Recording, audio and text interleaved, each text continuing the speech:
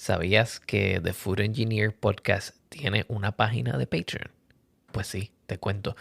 En patreon.com/ The Food Engineer Podcast vas a encontrar distintos niveles de apoyo mensual en los cuales te puedes suscribir para tener acceso a contenido exclusivo para aquellos que están en Patreon. Ya esta semana salió una hoja imprimible, reusable para hacer cerveza donde puedas anotar todos tus datos.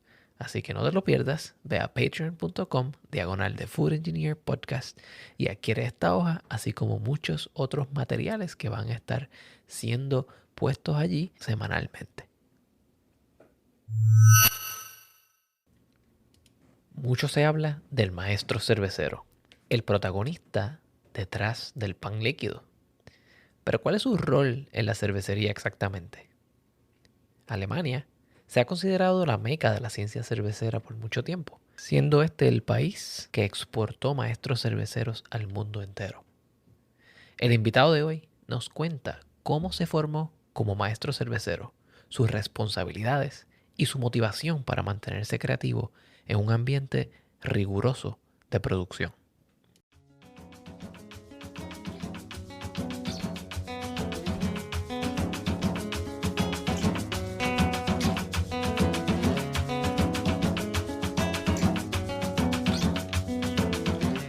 Bienvenidos a The Food Engineer Podcast, un podcast dedicado a la exploración de alimentos y bebidas fermentadas.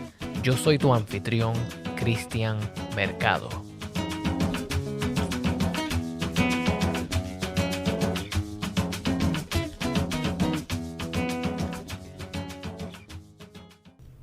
Bienvenidos a un nuevo episodio de The Food Engineer Podcast.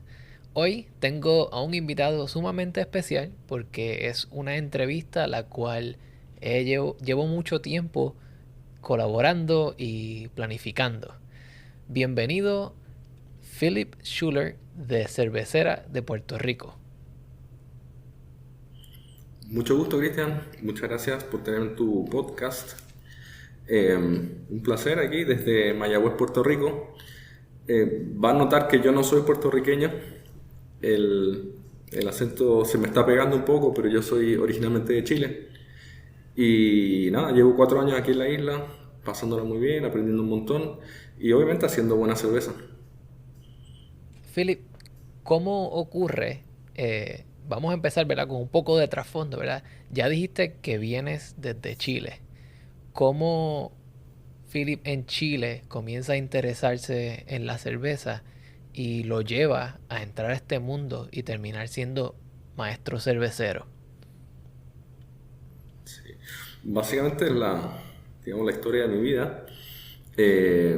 Yo ya desde pequeño, con 16 años, estaba haciendo cerveza en el jardín con mi tío en su casa, que empezamos así artesanalmente y siempre me interesó mucho la ciencia y encontré que la cervecería incluía mucho de ciencia y cuando yo viniendo de familia alemana, cuando tuve que hacer un trabajo que incluía de la cultura chilena a la cultura alemana, el tema que presenté fue, mira, la cerveza se consume en ambos países y empecé a investigar un poco, a averiguar y realmente me fascinó el tema.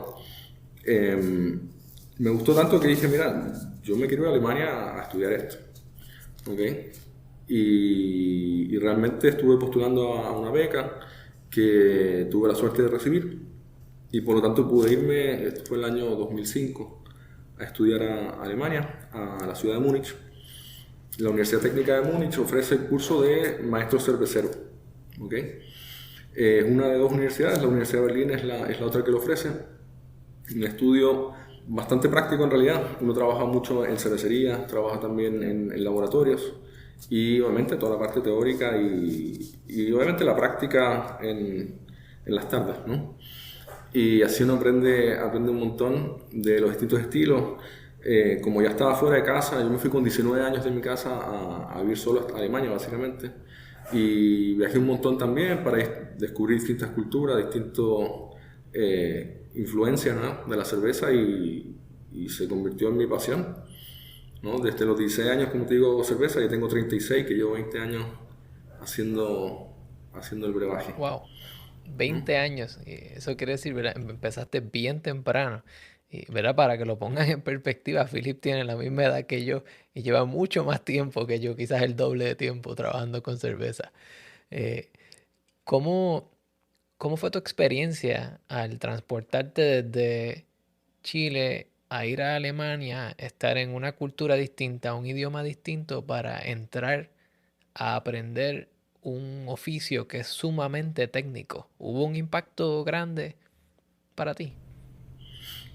Sí, tuve la suerte de aprender alemán todavía en Chile, que esa base obviamente ayuda un poco a meterse, pero realmente la barrera idiomática fue en principio una situación, pero mira, las ganas que tenía ayudaron un montón a romper eso y yo te digo, a los 2 años estando allá en Alemania, dije ya, basta, no más acento latino, vamos a probar el acento alemán aunque me equivoque, y realmente ya cuando terminaba el estudio, la gente ni se daba cuenta que yo no era alemán, ¿no?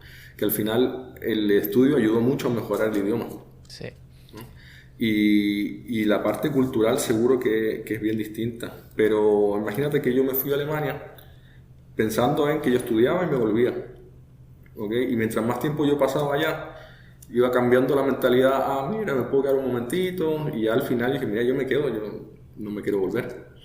¿Ok? Y de 4 años que iba a pasar en Alemania, terminé pasando 13 años. wow, Que una vez que terminé el estudio, seguí trabajando en la universidad. Luego me tomé medio año para viajar un poco. Y ya volviendo empecé a trabajar y trabajé 7 años en cervecerías allá en Alemania. ¿cómo Philip se mueve de Alemania a la isla del encanto en Puerto Rico? Básicamente, coincidencia. Eso es las vueltas de la vida.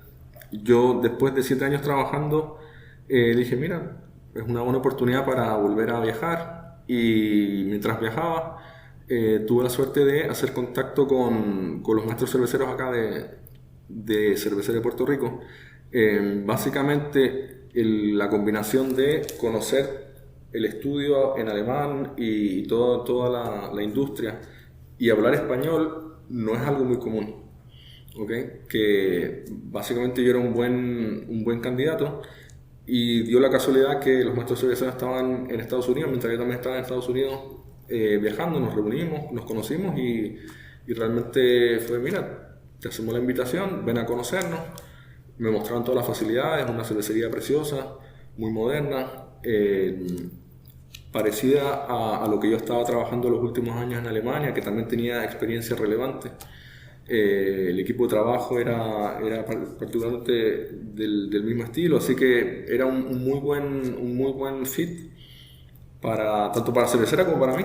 Y como yo ya había dejado trabajar en Alemania y estaba pensando, mira, puedo seguir viajando o puedo irme a trabajar, y dije, mira, en algún momento cuando yo soñaba en estudiar en Alemania y ser cervecero y todo, yo pensaba, mira, el destino es trabajar en un lugar en la playa, que yo después del trabajo pueda relajarme, buen clima y todo eso. Y mira, la vida me lo dio sin buscarlo tan específicamente, y obviamente que cuando tenga esas oportunidades uno las aprovecha. Claro. Qué emocionante, ¿verdad? Ver cómo tantas vueltas dio la vida para llegar a un lugar y sin saberlo, ¿verdad? Yo estudié al lado de la cervecera de Puerto Rico. Quizás algunas de las mejores fiestas a las cuales fui durante mis años de bachillerato fueron allí. Y tengo muy buenos recuerdos de mis experiencias en Mayagüez. Ahora bien, Me imagino. hablando de tu formación como cervecero, tu experiencia y cómo la vida te trajo a Mayagüez, te traigo aquí con el objetivo de hablar sobre el maestro cervecero como una figura. ¿Qué hace el maestro cervecero? ¿Quién es? Etcétera. ¿Cómo tú le introducirías a una persona que no sabe mucho de cerveza cuál es el rol del maestro cervecero? Mira, prácticamente el maestro cervecero tiene que saber de todo y por lo mismo no es experto en nada. ¿Ok? tú eres un integrador. En la universidad hablan, mira, tú eres un tecnólogo. Tú combinas la técnica con la ciencia y haces que se genere tecnología. Básicamente, tú sabes de materias primas, tú sabes de maquinaria, tú sabes de análisis de laboratorio, sin ser un experto en cada uno, pero puedes utilizar esas herramientas para, pensando productos naturales como son todas las materias primas que tenemos, incluso ser vivo como la levadura, poder mantener una calidad constante con materias primas cambiantes. Tú tienes ahí los informes de las cosechas cada año, incluso si tú cambias, pensando que en Puerto Rico no crece la cebada obviamente, y tenemos que ver de dónde recibimos nosotros nuestra cebada, y tenemos que analizar la calidad de aquella, que si la traemos de Norteamérica, la traemos de Europa, va a haber cierta implicancia y tenemos que hacer ajustes para que el producto final sea el mismo, a pesar de que las materias primas son cambiantes, ¿okay? Lo mismo con lo que es la levadura. El cuidado de la levadura es imprescindible para una buena cerveza, y eso es microbiología. Yo no soy microbiólogo, pero a veces yo le enseño cosas al microbiólogo, ¿no? de experiencia, de lo que uno trabaja, y eso es básicamente uno estar consciente de todos los puntos que van al resultado final y cómo integrarlo, ¿okay? Si tú hablas con los ingenieros, me dices, mira, podemos hacer esta reparación y esto otro, y dices, mira, eso mejor no lo hagamos así porque puede dañarnos el producto, ¿okay? Quizás como ingeniero es una muy buena solución, pero el producto le puede afectar, ¿okay? Y por mi experiencia personal, el maestro cervecero es alguien que ama la cerveza y por eso la cuida ante todo, ¿no? Y en ese sentido tú tienes que aprender de, como te digo, de todo. Y si estás, por ejemplo, degustando, tú estás pensando, mira, esto puede venir de tal proceso, esto puede habernos pasado por esto, por lo otro, que tú estás siempre como con una vista del todo, del macro, ¿no? Que quizás el ingeniero está pensando más en la máquina, el microbiólogo está viendo su laboratorio, ¿no? Y tú tienes que ver cómo pueden comunicarse las dos personas. Okay. ¿Okay? Ahora, si pensamos en cervecera Puerto Rico, por ejemplo, nosotros somos 4 maestros cerveceros, ¿okay? Trabajando en distintas áreas. Donde yo trabajé en Alemania había unos 15 maestros cerveceros, ¿okay? Y si hay unos que se especializan más en una y otra cosa. Si tú estás hablando de, por ejemplo, una cervecería más pequeña, donde hay un maestro cervecero, él se encarga de todo, ¿no? Me ha tocado la suerte de trabajar desde lo más pequeñito, pasando por etapas intermedias a empresas bien grandes, y el trabajo es a veces más específico cuando está en una cervecería más grande. Yo trabajé en desarrollo de productos, por ejemplo, ahí tú estás dedicado más bien a esa área, pero siempre pensando en el todo del producto. Y ahora en cervecería estoy trabajando en lo que es control de calidad, ¿no? Y básicamente uno está pendiente también de todos los pasos y de resolver problemas. El cervecero es muy crítico, digámoslo así. La educación de cervecero te enseña a buscar errores para optimizarlo, ¿okay? Y eso quizás también, si hablábamos antes del cambio de mentalidad de Chile a Alemania, el cambio de mentalidad de Alemania o de cervecero alemán a Puerto Rico también es eso, que aquí en Puerto Rico prefieren no decir tan directamente las fallas, no ser tan críticos. Y como alemán, que es más seco, y más encima como cervecero, a veces uno tiene que encontrar cómo decir las cosas, pero sí no lo dice uno como negativo, sino que diciendo que hay cosas, siempre hay potencial para mejorar, ¿no? Entonces, si nos vamos al trabajo, está desde obviamente manejar el equipo, enseñarle al equipo. Yo trabajo con mucha gente de tu alma mater, ¿no? Y son gente que sabe de ciencia, que conoce su arte, ¿no? Pero cuando lo llevas a la práctica de la cervecería, que es bien específico, a veces tú le puedes enseñar también a un químico o química, ¿no? Como te decía, un microbiólogo o microbiología, porque es tan aplicado que son conocimientos integrados. Yo recuerdo cuando me iba a estudiar y me decían, pero tú estás loco, ¿cómo te vas a estudiar cervecería? Eso es demasiado estrecho, ¿no? No tienes mucho campo. Pero una vez que ya estudiaste y estás trabajando en lo que te gusta, en la cervecería y todo eso, recuerdo haber conversado con la misma persona y me dice, es que tú lo hiciste de oro porque tú trabajas realmente en lo que tú querías, ¿no? Que quizás él estudió ingeniería industrial y dice, yo voy a especializarme en donde encuentre trabajo, ¿no? Y aquí tú estás especializándote desde que empiezas a estudiar, ¿no? Y vas al bar y pruebas y también te especializas. Yo doy charlas también en bares para enseñarle un poco a la gente cómo es el cuidado de la cerveza también fuera de la cervecería. Sobre todo lo que es cerveza en barril, es sumamente importante de que se cuide bien para que la calidad que le llega al cliente sea la indicada, ¿no? Y acá dentro de la cervecería, mira, desde degustar todos los puntos de la cervecería, revisar todos los análisis para entender trends, ¿no? Si es que algún valor se está escapando, entender, ok, mira, cambiamos de materia prima, tenemos que modificar la receta. Ahí la comparación con el vino siempre se hace, ¿no? Porque son bebidas fermentadas, que puede ser que tengan un uso similar, pero la cerveza en sí es un poco más compleja, pero a la vez te permite más flexibilidad por el proceso que tiene de producción, ¿no? El vino depende mucho de la uva. En la cervecería tú puedes con ingredientes de distinta calidad puedes llegar al mismo resultado si tú logras manejar el proceso, ¿no? Si hablamos que, mira, la maltería te envía una malta que tiene un nivel de proteína más alto, por ejemplo, ¿no? Tú puedes ajustar la maceración para ajustar eso. O, por ejemplo, por problemas del clima, que tú sabes, está cambiando el clima y a veces es más lluvioso, menos lluvioso, y vamos a tener que ir año a año ajustando la receta para llegar al resultado final que tiene que ser el mismo, ¿no? Te especializas en equipos de medición, que son las herramientas que te van a ayudar a ver a través del producto, ¿no? La degustación, yo siempre digo a todos, es la prueba de control de calidad más importante porque es la misma que va a utilizar todo el consumidor, ¿no? Cualquiera que bebe cerveza está haciendo lo mismo que nosotros y no va a tener un análisis de alcohol, no va a tener un análisis de extracto, no va a tener un analizador de pH, pero sí va a degustar y va a entender cómo es que si está una cerveza que le gusta o no.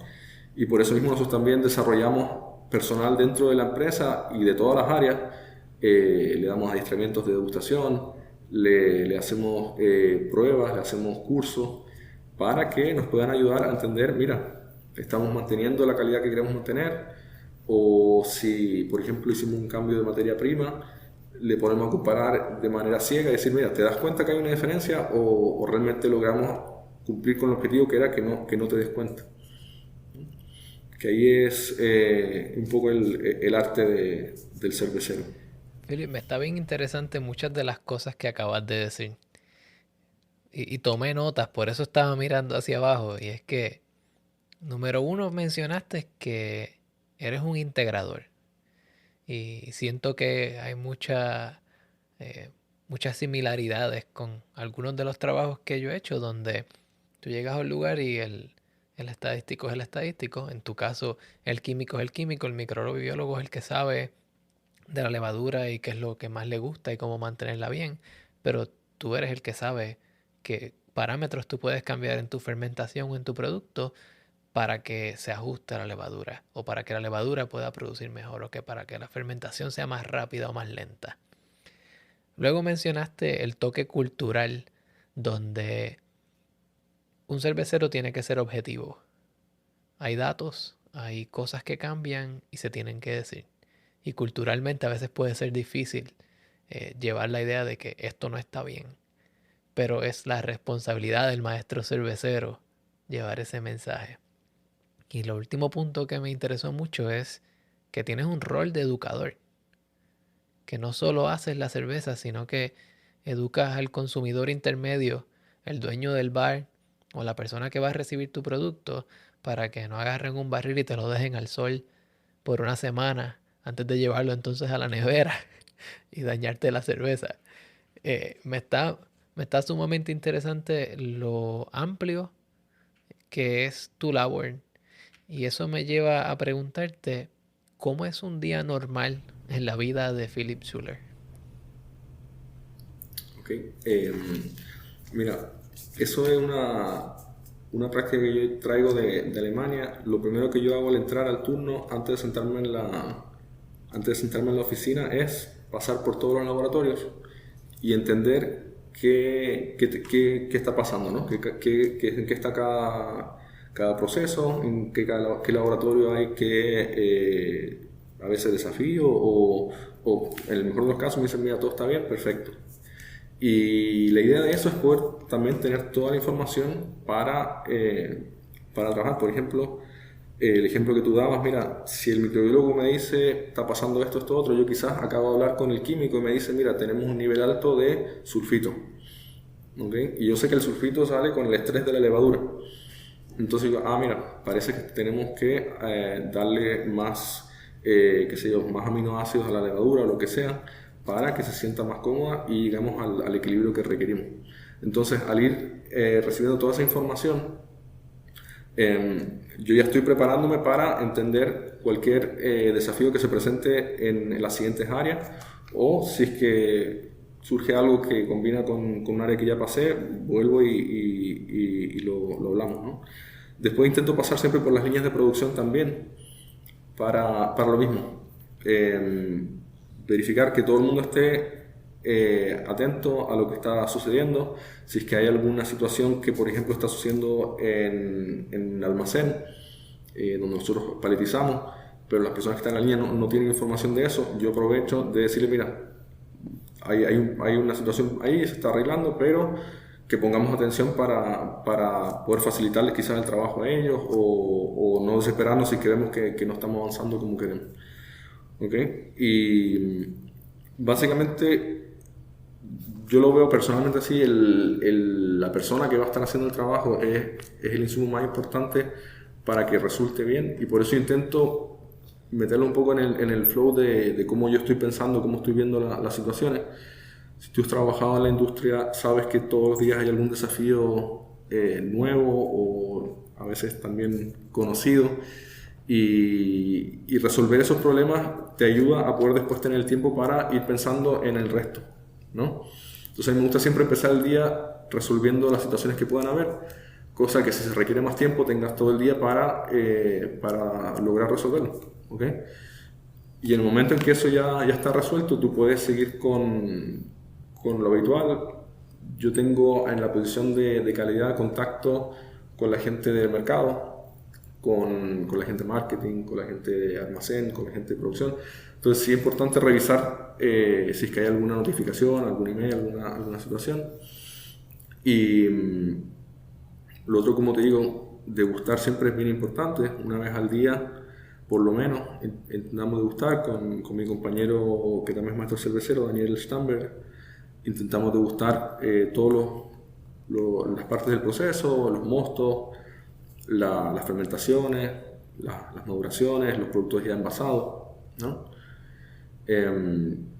Y cuando uno ya tiene todo eso armado, lo que va viendo es, mira, cómo podemos optimizar, por ejemplo, los horarios, cómo podemos hacer crecer a alguna persona. Nosotros tenemos dentro de cervecera bastante crecimiento de profesionales, y ahí tengo la dicha, ¿no?, de estar en el departamento donde nosotros atraemos a la gente, ¿no? Traemos sobre todo gente que está saliendo, por ejemplo, del Colegio Mayagüez o que está recién empezando su carrera, y los formamos y tenemos muy buena experiencia con crecimiento dentro de la empresa en ese sentido, y me preocupo también de aquello, ¿no?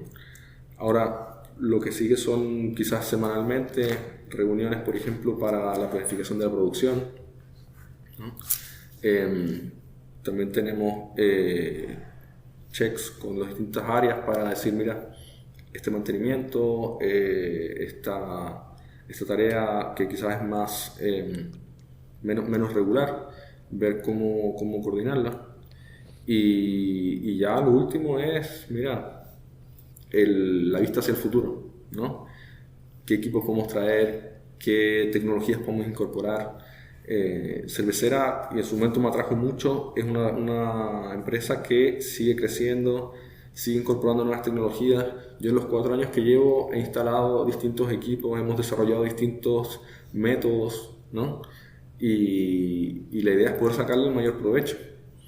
Entonces también ahí está en un poco idear, un poquito imaginarse cómo podemos seguir optimizando, cómo podemos ser más objetivos, como tú bien decías, cómo ser más objetivos para tener un contrapunto a eso que te digo que es bien importante, que es la degustación, pero cómo yo lo puedo también sostener quizás con análisis de laboratorio, ¿no? Y ya lo otro importante obviamente siempre es la información. Nosotros como laboratorio generamos mucha data y la idea es que esa data viva, ¿no? Si estamos viendo trends de que un número que debería mantenerse estable está subiendo o bajando, poder reaccionar a tiempo. Y eso obviamente implica mucha comunicación, ¿no? De trabajar con las áreas que están como estoy involucradas y llevar ese mensaje y poder trabajar con las prioridades que cada uno tiene, ¿no? Uno de calidad quiere que esté todo perfecto y quizás la persona en producción quiere que corra lo más rápido posible para producir la mayor cantidad de cajas y tenemos que encontrar dónde encontramos ahí que la calidad se mantenga al nivel que queremos y podamos ir optimizando esa producción. Interesante. Acabas de confirmar entonces esta sospecha que llevaba teniendo tiempo durante esta entrevista, que es que el maestro cervecero básicamente es la pega de la cervecería. Es la persona que une los distintos puntos, tanto sea comerciales como técnicos, como de producción, como de logística. Y es la persona que se asegura que corra todo. Y definitivamente tu trabajo es sumamente complejo. Y hay que apreciar eso cada vez que uno abre una cerveza. Sí, mira, para uno es como se llama esto, bien gratificante, ¿no? Porque cuando tú puedes hablar con una persona en un área y ves los resultados quizás en otra, quizás yo hablo con la persona de compra y tú ya ves a la semana siguiente cómo eso afectó quizás a la producción y obviamente en el mejor de los casos de manera positiva y en ese sentido sí, es bien completo. Como te digo, hay que saber de todo y por lo mismo uno no es experto necesariamente en nada. Uno es experto en saber de todo, básicamente. Philip, ahorita me mencionaste de cómo después que todo está hecho, empiezas a mirar el futuro. Y mirar el futuro en Ujú. cierto punto puede ser entrenar a una persona nueva, pero también mirar el futuro es una tecnología nueva. La historia de Cerveza de Puerto Rico comienza hace muchos años y dime si me equivoco, pero entiendo yo que para finales de los 1800, principios de los 1900, cuando empieza toda esta tecnología a surgir, refrigeración y esas cosas, fueron las personas que trajeron la refrigeración básicamente al área de Mayagüez y que electrificaron esa zona. Sí, como historiador yo no seré el mejor, pero sí la familia Valdés, que son los fundadores de la cervecera, trajeron muchas tecnologías desde Europa y de entre ellas fue la cervecería, obviamente. El- de la historia dice, mira, una vez que la prohibición termina, la gente se vuelve a animar a, mira, vamos a hacer algunas cosas. La familia Valdés trajo también el ferrocarril, por ejemplo. Se fundó la cervecera en Mayagüez por la cantidad de agua, los recursos hídricos, ¿no? que son bien importantes para la producción de cerveza. Y que si uno mira históricamente, el agua siempre definía dónde se iba a hacer una cervecería. Tener acceso al agua para poder tener una buena calidad de agua y una buena calidad de cerveza. Entonces, en 1937 es que se funda la cervecería y, y se ha ido modernizando en las últimas décadas de manera exponencial, diría yo, ¿no? Fue muy tradicional en los primeros años, y en el año 79 surge Medalla, que fue bastante revolucionario en el tema de hacer una cerveza light, tener otro approach, ¿no? Pero si pensamos, 79 es hace muchísimo tiempo, ¿no? Y todo ese tiempo Medalla ha estado presente en el mercado y al día de hoy sigue siendo el producto estrella de la cervecera, ¿no? Y claro, en las últimas décadas, pasando ya en los años 2000, no se pudo detener a la máquina de modernidad y tenemos los tanques que uno ve desde la carretera, son tanques cilindrocónicos de última generación Hace un par de años tuve el honor de poder acompañar los tanques nuevos que llegaron 6 tanques el año 2019, que tuvimos que transportarlo desde del muelle de Mayagüez hasta la cervecera por la noche porque paramos todo el tráfico, ¿no? Que vinimos a trabajar esos días y a la madrugada estábamos ahí en la calle acompañando esos tanques. Había que sacar las luces, sacar todo para que eso pudiera pasar, y fue un evento bien importante, y eso es realmente de última generación. Y realmente seguimos innovando para optimizar, obviamente manteniendo la calidad, pero todo lo que son consumos energéticos, ¿no? El proceso cervecero es bien, como si lo bien ecológico, si lo pensamos. La energía se recupera cuando yo cocino el mosto, por ejemplo. Una vez que lo enfrío para agregar la levadura, esa agua caliente que genero la utilizo para hacer el próximo cocimiento. ¿Okay? Todo lo que es el afrecho, el resto del grano, se utiliza como alimento para animales. La levadura se reutiliza, ¿no? Se cosecha y se vuelve a dosificar. Si pensamos en el CO2, la cervecería es, por tamaño, digamos, una cervecería grande. Dentro de las grandes quizás no es tan grande, pero ya es una cervecería grande. En el rubro cervecero se hablan de hectolitros, ¿no? Cada hectolitro son 100 litros y nosotros hacemos 1.2 millones al año. Y eso es considerable, ¿ok? Y ese tamaño nos permite, por ejemplo, también recuperar CO2, ¿no? El CO2 que se produce en la fermentación, que le da la efervescencia al producto, se produce en demasía, y todo eso que tenemos en exceso lo reutilizamos para el proceso de envasado, para presurizar tanques, ¿no? Y todo eso nos ayuda a, obviamente, ahorrar costos, pero también a ser más ecológicos, ¿no? Y hemos seguido intentando de buscar qué soluciones tenemos para mejorar esos números que quizás no son tan visibles, pero sí nos ayudan tanto al ambiente como al bolsillo. Interesante. Ahora que mencionas esa parte de la sostenibilidad o el futuro y cómo está cambiando el clima y cómo la cervecera se ajusta a esos cambios, voy a hacer una pequeña pausa, un pequeño plug aquí, el episodio número 23, donde entrevistamos a Juan Carlos Torres Monyor de Boquerón Brewing Company y hablamos extensivamente sobre qué se hace con el agua, qué hacen las cervecerías y qué quisieran hacer para asegurarse que todo este líquido que sale de la cervecería con pH altos y bajos no afecte la limpieza del agua. Y también en el episodio número 25 hablamos con Viviana, que es una profesional que trabajó en el área de control de calidad de la cervecería. Así que les invito a que vayan a esos episodios y lo escuchen después de este, para que tengan un poco más de contexto de las cosas de las cuales está hablando Philip. Ahora bien, disculpa esa pausa, Philip. Te pregunto, ¿cuál de las tecnologías que utiliza Cervecera de Puerto Rico en sus procesos, ya sean tecnologías nuevas o antiguas, pero que facilitan la producción o nos ayudan a mirar hacia el futuro? ¿Cuál es tu favorita y por qué? Ok. Digo, lo ingenioso del proceso, y eso es no solo en cervecera de Puerto Rico, sino que en general en la cervecera se intenta hacer, lo ingenioso de la recuperación de energía en lo que es el enfriamiento del mosto. Ese mosto que se cocina por distintos motivos. En la universidad, cuando hacían esa pregunta en el examen, te decían, denos por lo menos 7 motivos por los cuales se cocina el mosto. ¿Ok? Y yo intento siempre dar los 7 y los voy contando, pero básicamente los podemos contar si quieres. Mira, esterilización del mosto, inactivación de enzimas, la disolución del lúpulo. El lúpulo se isomeriza a la temperatura, evaporación de sustancias volátiles aromáticas, ¿no? que no queremos tener.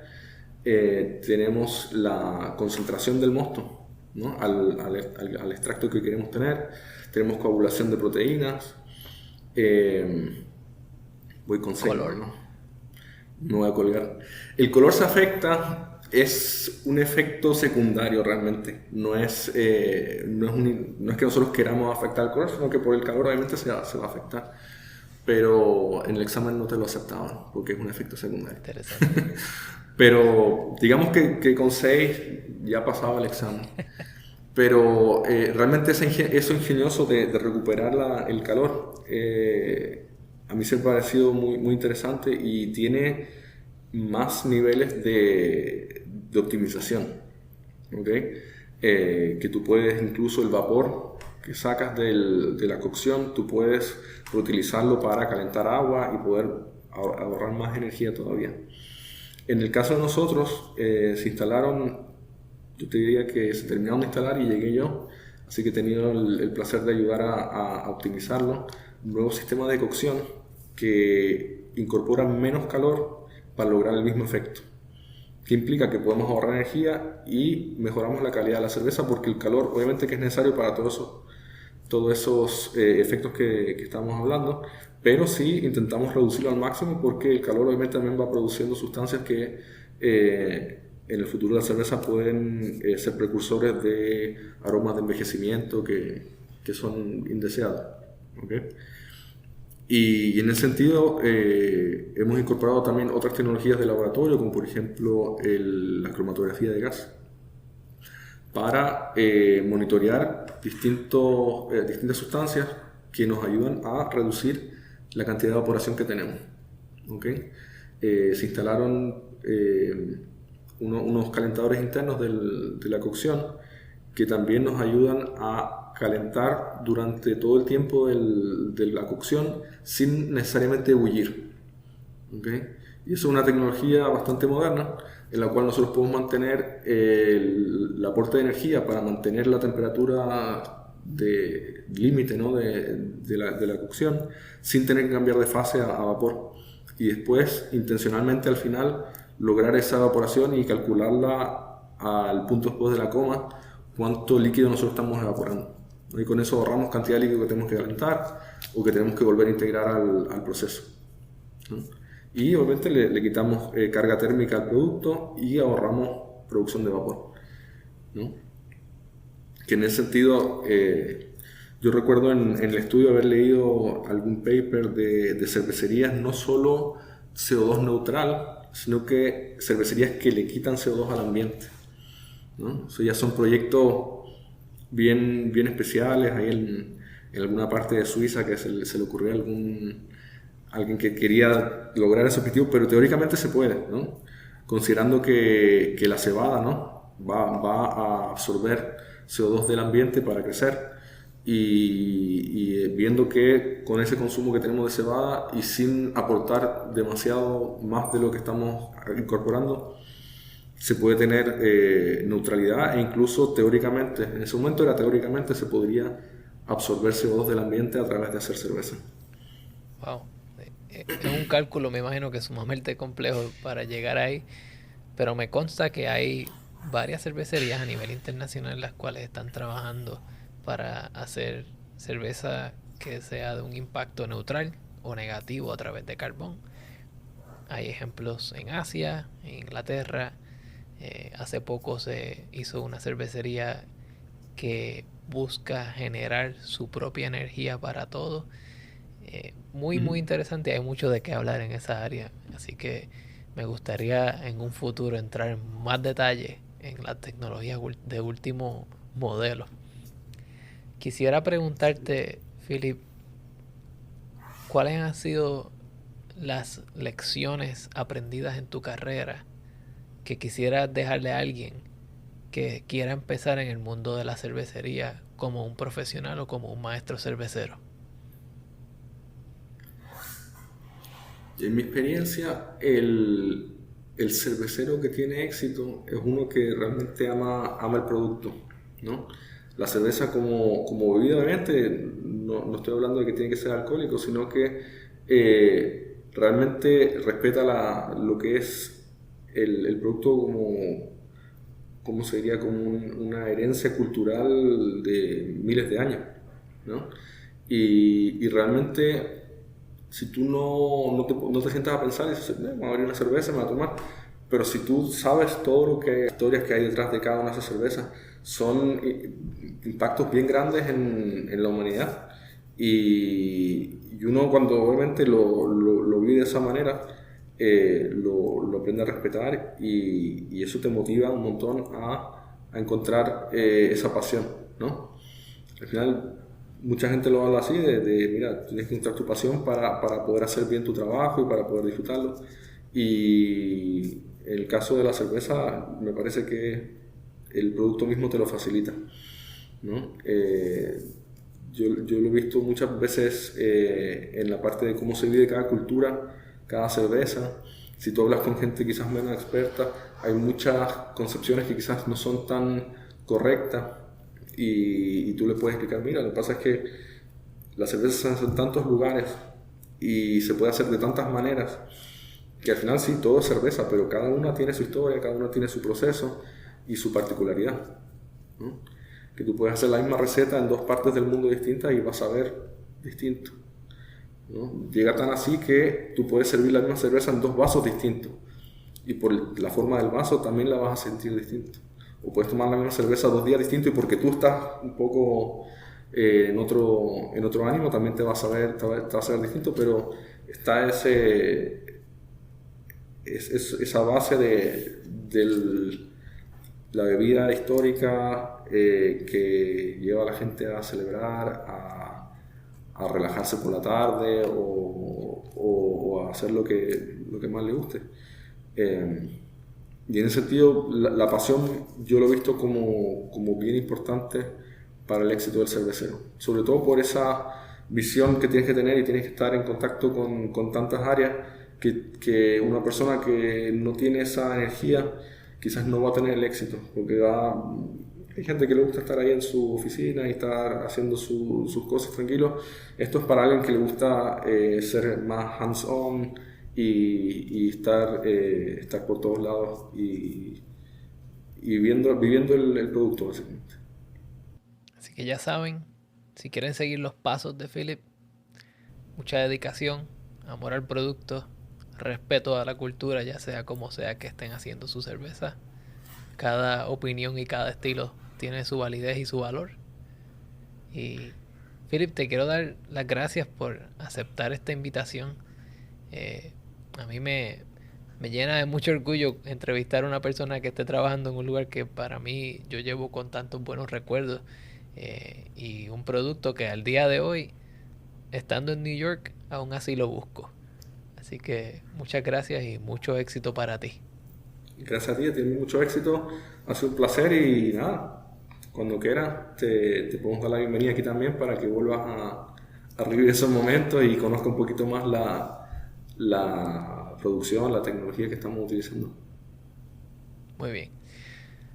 Bueno, muchas gracias por escuchar este episodio de The Food Engineer Podcast. De nuevo quiero darle las gracias a Cervecera de Puerto Rico y a Philip Schuller por poner de su tiempo para hablarnos y educarnos un poco más del rol de un maestro cervecero en una cervecería que produce sobre 1.2 millones de hectolitros de cerveza al año. Ya saben que pueden escuchar The Food Engineer Podcast en sus plataformas de podcast favoritos. Pueden buscarme en social media como The Food Engineer Podcast y pueden escribirme también un mensaje a thefoodengineerpodcast@gmail.com. Hasta la próxima.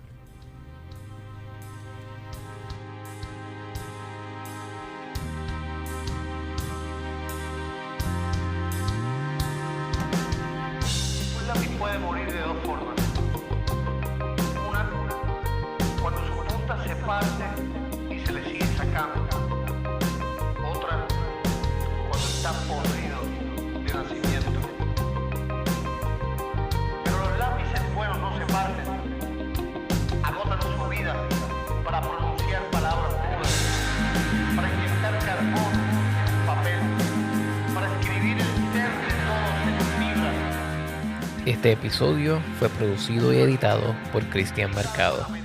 La música que escuchan se titula Lápices y es una producción del señor Pedro Lavezzari. Pueden encontrar la música de Pedro Lavezzari yendo a Bandcamp o siguiendo el enlace que está en las notas de este episodio. Hasta luego. eternidad como el alma de quienes vivieron para siempre.